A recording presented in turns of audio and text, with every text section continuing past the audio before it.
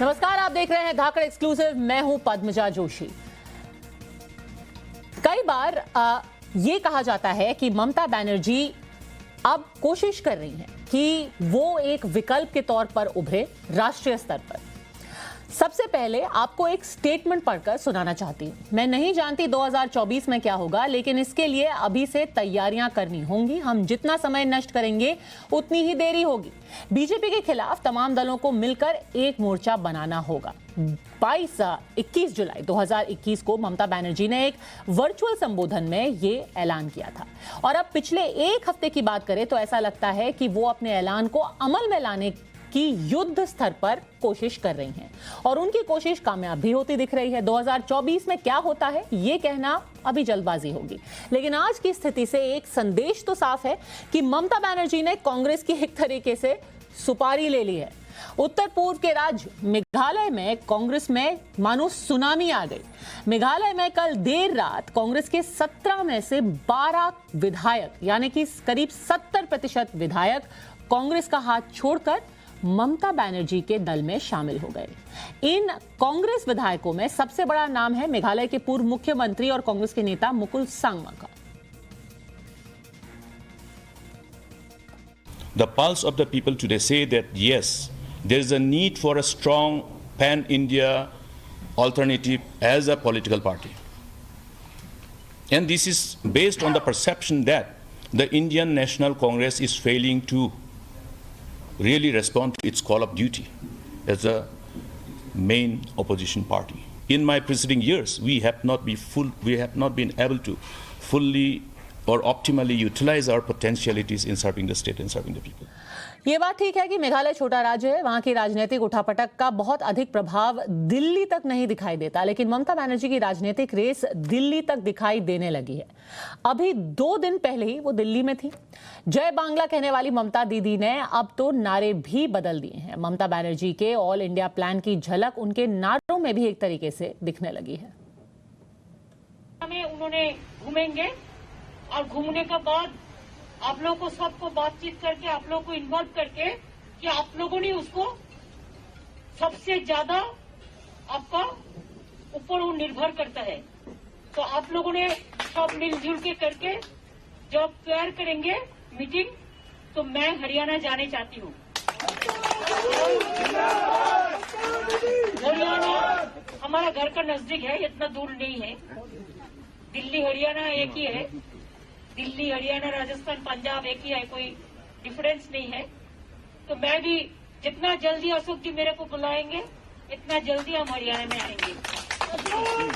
आप लोगों को बहुत बहुत धन्यवाद, शुक्रिया अदा करने चाहूंगी कि आप लोगों ने इतना मेहनत से इतना दूर से आए हुए हैं और आप लोगों ने इतना अच्छा से डिसीजन लिया है जो देश के लिए, आज बीजेपी के हराने के लिए ये हमारा सबसे बड़ा फैसला है।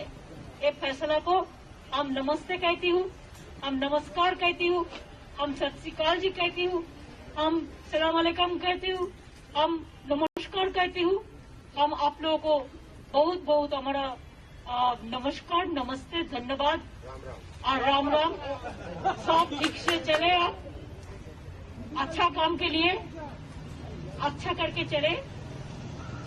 जय हिंदुस्तान, जय हरियाणा, जय बांग्ला, जय गोवा। हर स्टेट का नाम पे स्लोगन होगा और जय भारत का साथ साथ स्टेट का भी होगा। स्टेट आगे ना बढ़ने से सेंट्रल आगे नहीं बढ़ सकता है। स्टेट जय हरियाणा, जय गोवा और 2024 में क्या पता जय भारत। ममता बनर्जी का ऑल इंडिया प्लान यही है, और उनके लिए ममता बनर्जी पूरे भारत में अपनी पार्टी का मैन पावर बढ़ाने में लगी हुई हैं। और यकीन मानिए कांग्रेस का वो काफी नुकसान भी कर रही हैं। यहां तक कि कांग्रेस ने आज ये भी कह दिया कि वो कांग्रेस के खिलाफ साजिश में जुटी हुई हैं।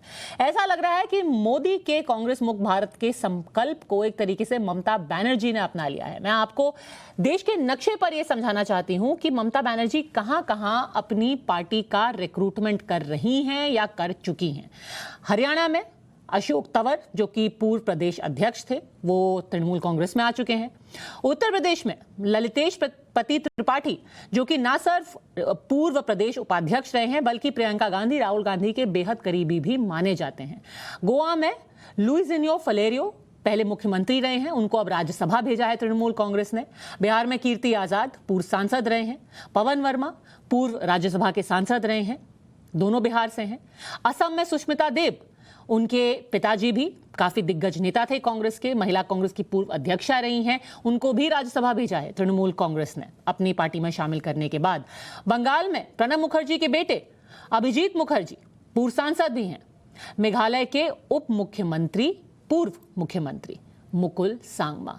तो कैसे गोवा से लेकर के मेघालय तक एक तरीके से एक सुनियोजित ढंग से ममता बनर्जी अपना पार्टी का ना सिर्फ रिक्रूटमेंट कर रही हैं, पर यह भी संदेश दे रही हैं कि मैं एक राष्ट्रीय पार्टी की राष्ट्रीय नेता हूं और राष्ट्रीय नेता नरेंद्र मोदी का सामना करने के लिए अभी कोई तैयार है तो वो मैं हूं। ममता बनर्जी की तैयारी तो आपने देख ली, अब मैं आपको उनका प्लान ऑफ एक्शन भी बताती हूं। दरअसल ममता बनर्जी त्रिपुरा और गोवा में चुनाव की तैयारी पूरी तरीके से कर ली है उन्होंने। गोवा में कांग्रेस के विकल्प के रूप में टीएमसी को पेश कर रही हैं। अभी आप अगर आज गोवा के हवाई अड्डे पर उतरते हैं तो सबसे ज्यादा पोस्टर आपको सिर्फ और सिर्फ ममता बनर्जी के दिखेंगे। पूरे गोवा में पूरा गोवा उनके पोस्टर से पटा पड़ा है।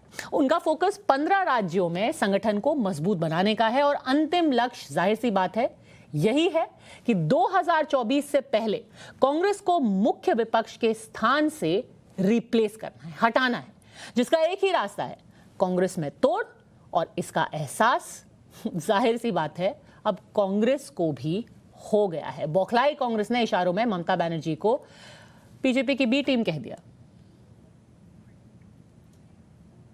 ममता बनर्जी डरे हुए है कि सीबीआई ईडी कब छापा मारेगी। उनकी पार्टी के नेताओं के सारे तो कारनामे, काले कारतूतों को सारे पता है, ईडी वालों को, सीबीआई वालों को, सारे कारतूतों, सारे काले कारनामों को सबको पता है। और ये सारे लोगों को अगर सही ढंग से तफ्तीश होगी तो हिरासत की पीछे ही रहना पड़ेगा। तो ये बचने के लिए, खुद को बचाने के लिए और खासकर भतीजे को, अपने भतीजे को बचाने के लिए वो मोदी जी के सामने आत्मसमर्पण कर चुकी है। मोदी जी हमें बचा लो, हम कांग्रेस को तोड़ रहे हैं, आपको खुशी कर रहे हैं, आप सत्ता में रहो, हमें बचा लो, मुझे और भतीजे के ऊपर हाथ मत लगाओ। ममता बनर्जी और कांग्रेस का टकराव अब जगजाहिर है। उनका 2 दिन पहले दिल्ली में दौरा था, मोदी के खिलाफ विपक्ष को लामबंद कर रही थी, लेकिन वो विपक्ष की सबसे बड़ी पार्टी कांग्रेस की अध्यक्षा सोनिया गांधी से नहीं मिली। जाहिर सी बात है उनसे सवाल भी पूछा गया तो मन का उद्गार निकला। मैंने तो बोल दिया ना, why you are asking me only one question. इस वक्त मुलाकात नहीं होगी कि हर टाइम मुलाकात होने का कोई बात है क्या? ये कोई मैंडेटरी है? ये कोई कॉन्स्टिट्यूशनल प्रोविजन है? मैंने बोला, मैंने टाइम नहीं मांगा, वो लोग बिजी है पंजाब इलेक्शन के लिए, let them be busy for their party work. Mamata Banerjee ने 2024 की तैयारी के मद्देनजर 2 तरफा मोर्चा खोला है। पहला मोर्चा बीजेपी के खिलाफ और दूसरा कांग्रेस के खिलाफ। वो विपक्ष की नेता बनने के लिए सोनिया गांधी और राहुल गांधी को विपक्ष की सीट से अब हटाना चाहती हैं और फिलहाल उनका पूरा जोर इसी में लगा है। तो आइए हम आपको ममता बनर्जी की मौजूदा शक्ति भी बता देते हैं। फिलहाल टीएमसी के 22 लोकसभा सांसद हैं और राज्यसभा में उनके 11 सांसद हैं। संसद में टीएमसी चौथी सबसे बड़ी पार्टी है। नंबर 1 पे बीजेपी है, नंबर 2 पे कांग्रेस है और नंबर 3 पे डीएमके है, चौथे नंबर पे तृणमूल। अब अगर 8 राष्ट्रीय पार्टियों की बात करें तो वो है BJP, Congress, BSP, CPI, CPM, NCP, NPP और ममता बनर्जी की तृणमूल कांग्रेस। उनका जनाधार कम नहीं है। देश भर में बीजेपी के 1432 विधायक हैं, कांग्रेस के 764 और टीएमसी के 224 विधायक हैं। इसका मतलब यह हुआ कि 2024 में होने वाले लोकसभा चुनावों में मोदी वर्सेस राहुल की जगह मोदी वर्सेस ममता हो जाए तो हैरानी नहीं होगी, क्योंकि लक्ष्य यही है। अशोक तंवर कांग्रेस से टीएमसी में शामिल हुए नेता हाल फिलहाल में हमारे साथ इस वक्त जुड़ गए हैं। थोड़ी सी देर में ही पवन वर्मा जो कि जेडीयू से टीएमसी में शामिल हुए हैं वो भी हमारे साथ जुड़ गए हमारे साथ। पवन वर्मा जी, सबसे पहले आप ही से पूछना चाहती हूं कि जिस पार्टी ने, जिस नेत्री ने पूरा बंगाल का चुनाव, पवन वर्मा जी, बोहेरोगातो के नाम पर लड़ा कि ये बाहरी लोग आकर के बंगाल में वोट कैसे मांग रहे हैं, अब वो उन्हीं राज्यों में जाके वोट कैसे मांगेंगी और क्यों वो लोग उनको वोट देंगे?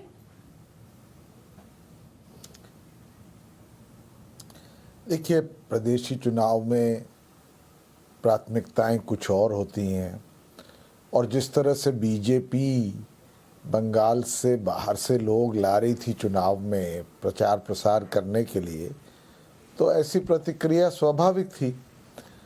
इसका मतलब ये नहीं है कि ममता जी का दायरा संकीर्ण है और आज तो उनका आंखें एक राष्ट्रीय स्वरूप पे है, टीएमसी के एक राष्ट्रीय स्वरूप पे, जिसमें वो देश के बीजेपी के खिलाफ सबसे कारगर विकल्प बन सके। और इसमें मैं आपसे पूछता हूं पद्मजा जी, गलत क्या है?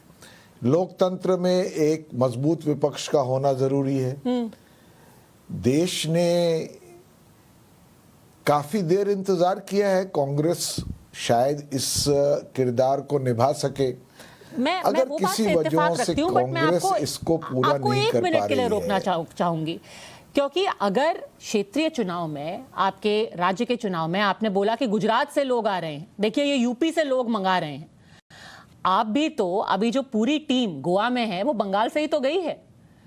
तो गोवा के लोग या वही गुजरात के लोग या उत्तर प्रदेश के लोग क्यों वोट दें उस पार्टी को जो उनको बाहरी मानती है अपने ही देश में?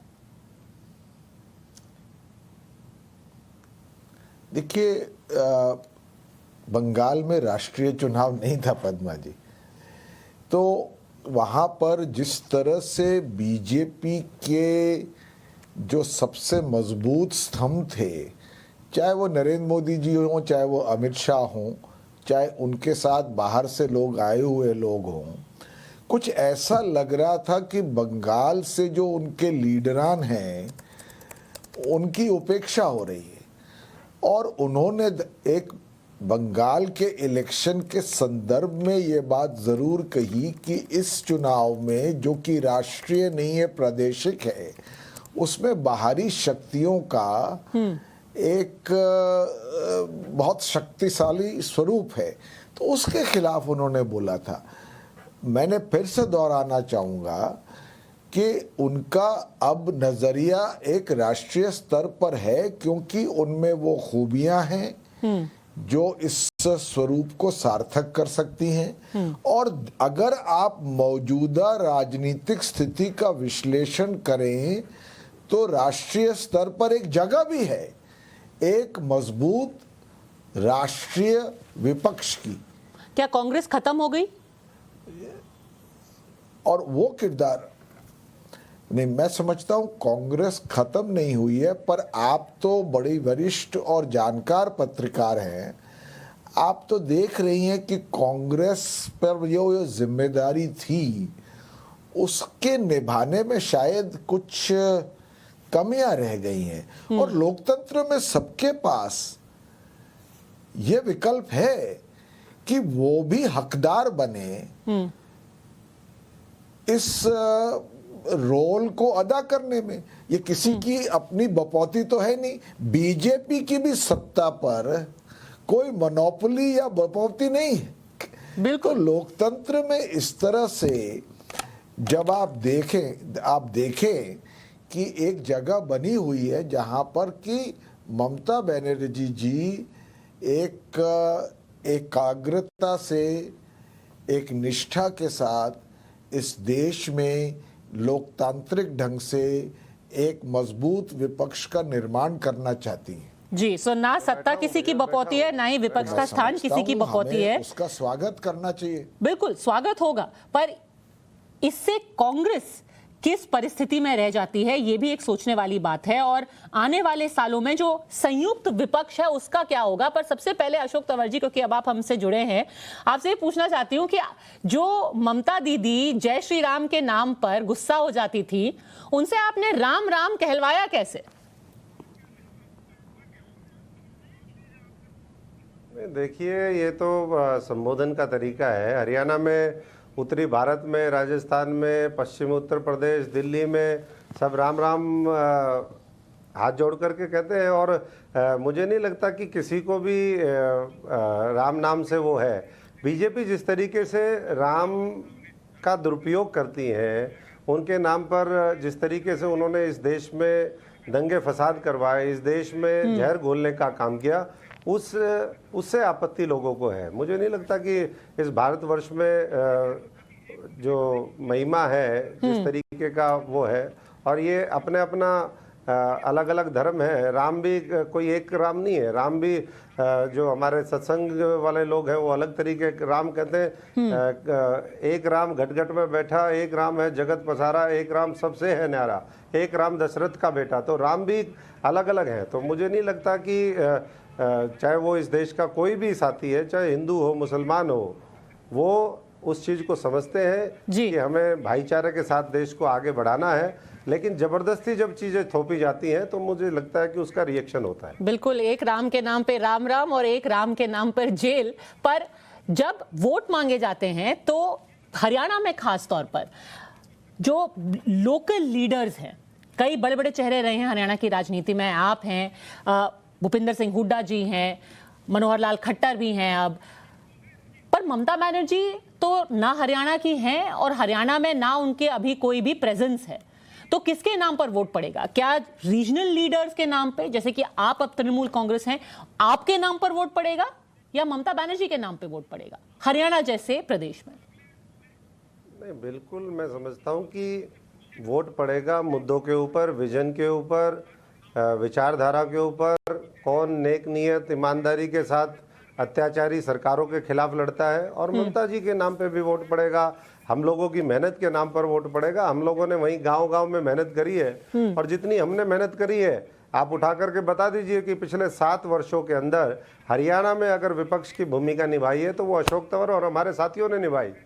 वो तो लोग जो डकैत थे बड़े बड़े, जिन्होंने लाखों करोड़ रुपए के घोटाले किए हुए थे, लास्ट में अगर उनको सौंप दिया गया तो आज उसका हंस रही है कि हरियाणा के अंदर कांग्रेस की सरकार नहीं है। पवन वर्मा जी, अब अगला टारगेट कोई और भी पार्टी होगी, जैसे कि जेडीयू हो गई, अगर और राज्यों में अपना फुटप्रिंट बढ़ाना है तो टीआरएस या फिर वाईएसआरसीपी, या एकदम एकाग्र चित्त से तृणमूल कांग्रेस ने यह फैसला ले लिया है कि पहले कांग्रेस को खत्म करें, फिर बाकियों को देखेंगे? देखिए, प्राकृतिक रूप से सहयोगी पार्टियों का होना, बीजेपी की भी सहयोगी पार्टी है और तृणमूल कांग्रेस की भी होंगी। जो पार्टियां बीजेपी का विरोध कर रही हैं और जो एकजुट होकर के ममता बनर्जी के साथ एक मजबूत और कारगर विपक्ष की भूमिका निभाना चाहती हैं, या जो अपने क्षेत्र में बीजेपी को रोक सकती हैं, वो तो हमारे एलाइज या सहयोगी पार्टीज बनती ही हैं। जहां तक हो गया टारगेट करने का, आप इस पर थोड़ा सा चिंतन करें पद्माजा जी। टारगेट नहीं हो रही, खुद लोग और पार्टियों से अपने आप विश्लेषण करके इस नतीजे पे पहुंचे हैं कि अगर कोई आज नेता है जो बीजेपी को सीधी तौर से लोकतांत्रिक ढंग से टक्कर दे सकता है, वो है ममता बनर्जी। और टीएमसी का जो एक्सपेंशन आप कह रही हैं, वो उसी आधार पर हो रहा है कि अब ममता जी और मोदी जी के बीच में सीधी 2024 तक टक्कर होगी। और देश में अगर एक मजबूत विपक्ष हो तो इसमें कोई आपत्ति भी नहीं। तो ये बताइए अशोक तंवर जी, आज जितनी पार्टियां एक गठबंधन के लिए तृणमूल कांग्रेस की तरफ देख रही हैं, जो संयुक्त विपक्ष की बात की जा रही थी, वो कैसे तृणमूल कांग्रेस पर भरोसा कर ले? क्योंकि एक तरफ तो आप कहते हैं कि गठबंधन कीजिए, कल को पता नहीं उन्हीं को तोड़ लेंगे, तो क्या हुआ? सारा ऑपोजिशन यूनिटी तो खत्म है ना अब। देखिए, अपोजिशन यूनिटी का मतलब ये नहीं कि जो लोग ममता जी के नेतृत्व में उनके हाथ को मजबूत करते हुए इस देश को आगे बढ़ाने की, इस भारत को बचाने की लड़ाई लड़ना चाहते हैं, वो कहीं भी ना जाए। अगर वो भी सब अलग अलग, हमने भी एक मोर्चा बनाया था, नॉन पॉलिटिकल प्लेटफॉर्म था, लेकिन एक साल वो हमने पूरे देश में घूम करके देखा तो लोगों की यही आवाज़ आई कि आप अलग अलग चलते रहेंगे तो किस तरीके से यूनिटी बनेगी, किस तरीके से आप शिकस्त दे पाएंगे, 1/3 जो वोट लेते हैं वो देश पे फिर काबिज हो जाएंगे।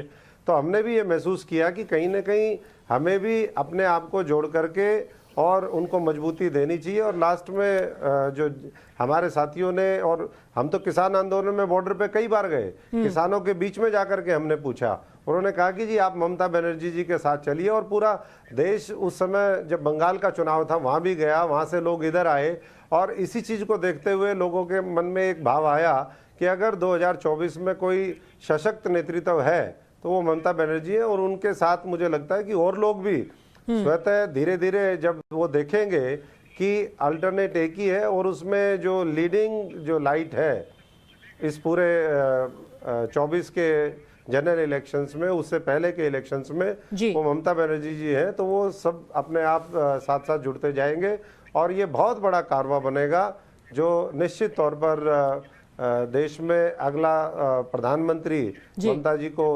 बनाएगा।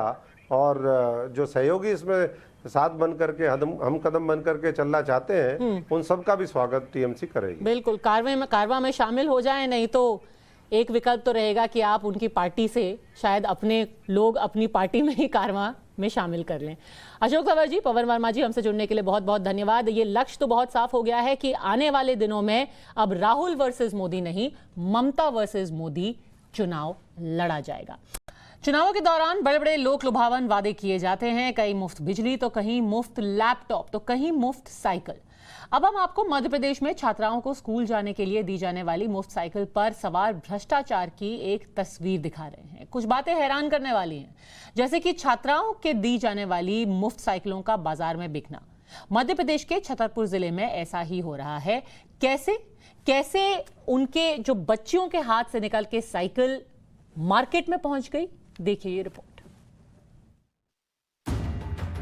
मध्य प्रदेश में साइकिल घोटाला, छात्राओं के हक पर किसने डाला डाका, बाजार में कैसे पहुंची सरकारी साइकिल, मामा के राज में हांजियों के हक पर डकैती।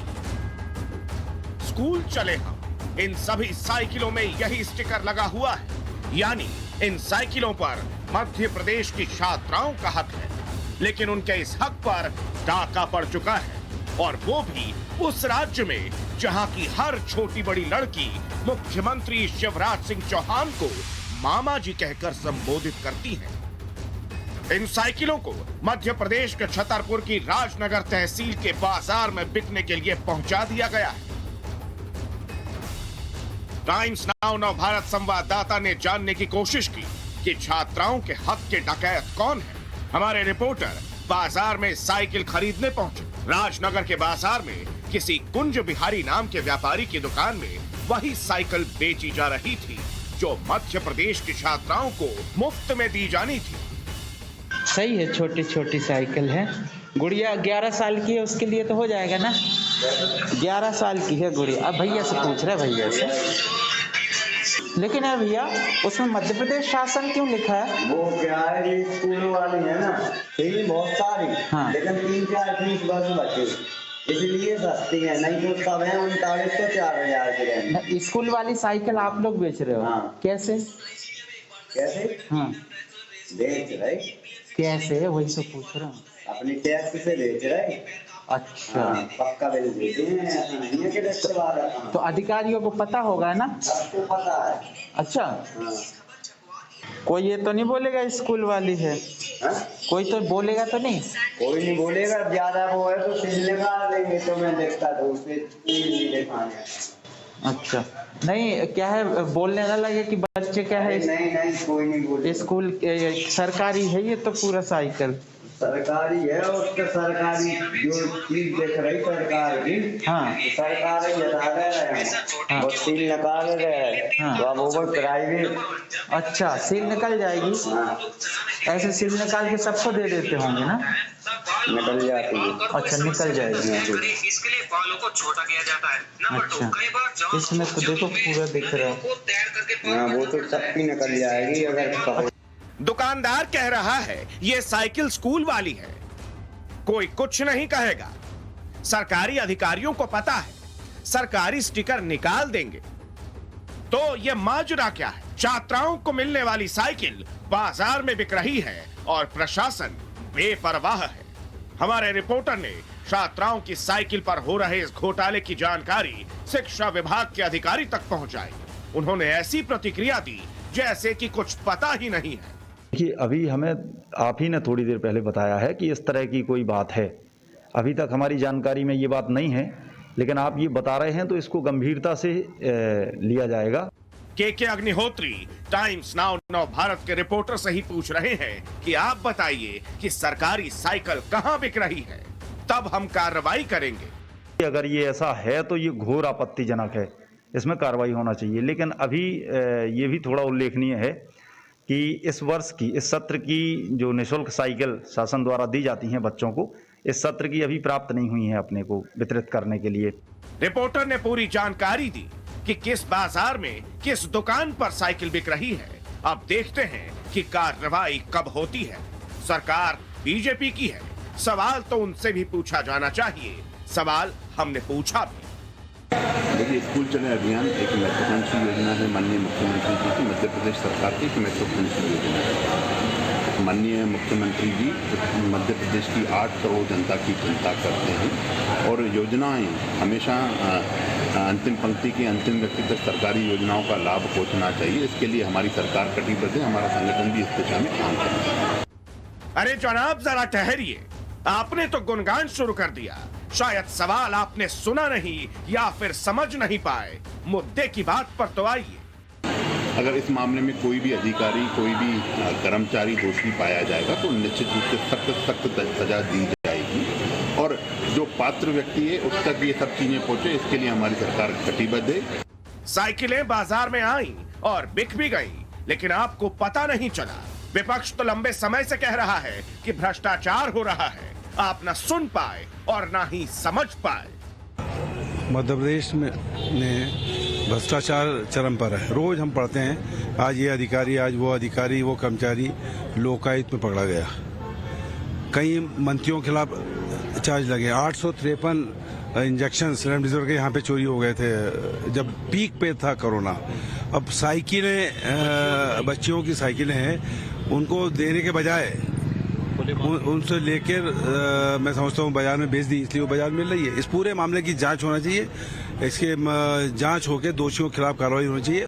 हैरानी की बात है, मामा जी के राज में भांजियों के हक पर डकैती हुई। छात्राओं की मदद वाली साइकिल पर भ्रष्टाचार की जंग लग गई। भ्रष्टाचार के लुटेरे छात्राओं की साइकिल लूट कर ले गए। हमने एक जिम्मेदार न्यूज चैनल होने के नाते प्रशासन को, सरकार को और विपक्ष को इसकी पुख्ता जानकारी दी, लेकिन अब तक कोई कार्रवाई नहीं की गई है। सभी ने दिया तो सिर्फ और सिर्फ आश्वासन। मध्य प्रदेश वाकई गजब है। गोविंद गुर्जर, टाइम्स नाउ नव भारत, भोपाल। भोपाल से हमारे संवाददाता गोविंद गुर्जर इस वक्त हमारे साथ जुड़ गए हैं। लगातार सरकार का पक्ष जानने की कोशिश की, उन्हें आगाह किया कि इस तरीके से बच्चियों की साइकिलें बाजार में बेची जा रही हैं। अभी तक किसी की नींद खुली?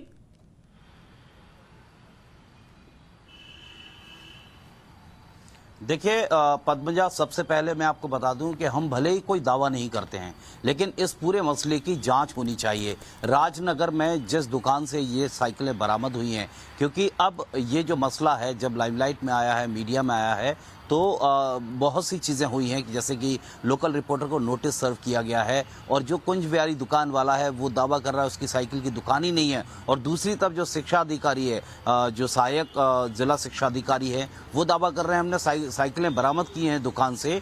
तो सबसे पहले तो जो नोटिस है, जो जिला शिक्षा अधिकारी का जो बयान है, दोनों में ही भिन्नता है, लेकिन स्थितियां परिस्थितियां आप जान सकते हैं पूरी तरह से संदिग्ध हैं। जिस गोडाउन में देखा गया, दुकानदार खुद कह रहा है, वो चाहे तो सहायक हो या मालिक हो, कि हाँ हमें अधिकारियों से साइकिलें मिलती हैं, ऐसी कई साइकिलें हम पहले बेच चुके हैं और ये साइकिल आपको 3200 रुपए में मिल जाएगी, स्टिकर हटा देंगे। तो ये सब चीजें झूठी नहीं हो सकती हैं, इसीलिए इस पूरे मसले की जांच होना जरूरी है, बड़े लेवल पर इसकी जांच होनी चाहिए। बिल्कुल, क्योंकि ये बात सिर्फ यही नहीं है कि स्कूल जाने वाले बच्चों को उनके हक से महरूम किया जा रहा है, बात यह भी है कि ये सारा पैसा टैक्स पेयर यानी कि टैक्स देने वाली जनता की जेब का है। गोविंद, ये एक्सक्लूसिव हमारे लिए लाने के लिए बहुत बहुत धन्यवाद। धाकड़ एक्सक्लूसिव में आज के लिए बस इतना ही। वक्त हो गया है एक ब्रेक का। आप देखते रहिए टाइम्स नाउ नव भारत।